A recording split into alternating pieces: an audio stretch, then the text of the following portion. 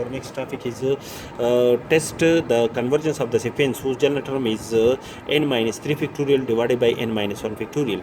Apply limit as n tend to infinity. We have limit n tend to infinity n minus 3 factorial divided by n minus 1 factorial, which is equal to n minus 3 factorial divided by n minus 1 multiplied by n minus 2 multiplied by n minus 3 factorial.